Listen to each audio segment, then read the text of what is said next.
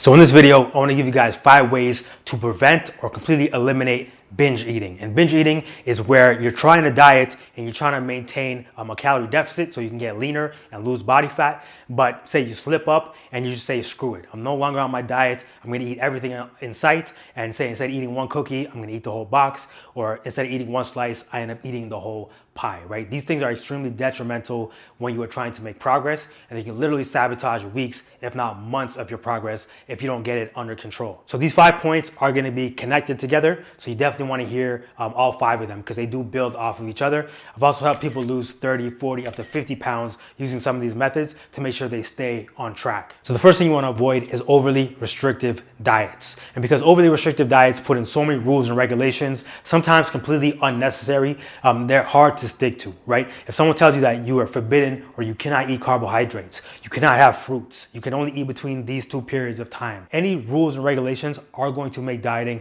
much harder. And what tends to happen is when you forbid somebody from eating something, they tend to want to have it even more, right? If I tell you that you cannot have chocolate no matter what, the first thing you may start to crave is chocolate.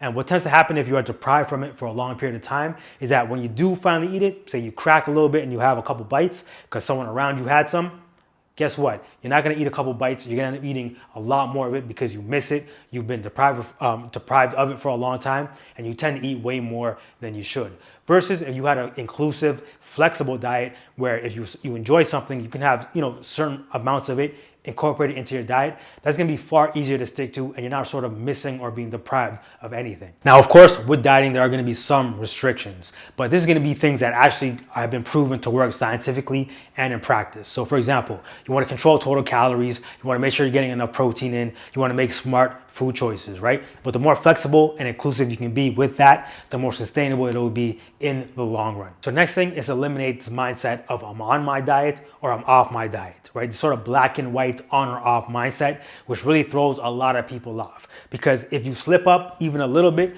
people tend to believe that, oh, you know what, I'm off my diet, I'm not doing the right thing, I'll start again on Monday and I'm gonna eat whatever I want until then, right? And you can actually do a lot of damage, not so much damage, but you can reverse all the progress you made in a couple of days just by going off the rails and sort of binge eating whatever you want. So the thing to keep in mind instead is that dieting is more of a continuum, right? It's a gradient, it's a whole process that you can stick to, right? So if you ate a couple extra calories today, no big deal. If you get back on track tomorrow, you'll be perfectly fine. If you ate a couple extra calories in the morning, you can easily adjust for it in the evening. If you ate some extra calories in the evening, no big deal. Maybe you can adjust for it the next day. There's no such thing as being off of your diet. What does off of your diet mean? As long as you are consuming food, you are doing some type of diet, and the more intelligent choices you can make, the faster you will achieve your goals of being lean. So the third thing you want to do is control your environment. And this is extremely important because whatever is close to you and easy to access is typically what you're going to consume. Make sure you don't have snacks around that you cannot control,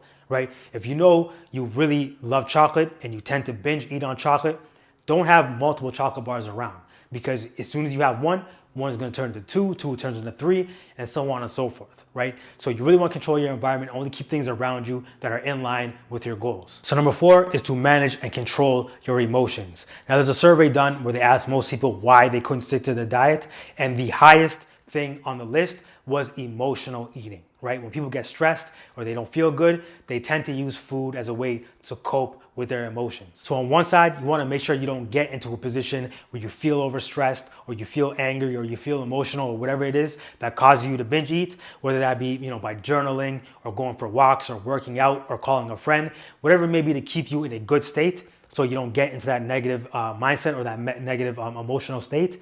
And on the flip side, you want to change your connection with food, right? When you do get emotional or you do get stressed, you don't go to food for the solution. You find other ways to manage it, right? So for example, me personally, when I get stressed and I start to feel anxiety or a lot of pressure in my mind, one of the things that help me every single time is working out. It's even to the point where if I don't work out for a couple of days in a row, I can actually feel the stress and anxiety building up within myself, right? So me personally, I've made a connection with de-stressing and making myself better and connecting that with exercise versus going and eating some junk food or some candies and things that really aren't gonna help my body and my goals. So the last thing is to have a couple of days of the week where you are purposely eating higher amounts of calories. Now, some people call this a cheat day or a cheat meal, but I prefer just to look at it as a refeed, right? A day where you refeed your body, replenish your body, and also give yourself a psychological break from dieting. So for example, if you maintain your weight at say 2,300 calories a day and you eat around 1,800 calories a day in order to diet, in order to lose weight,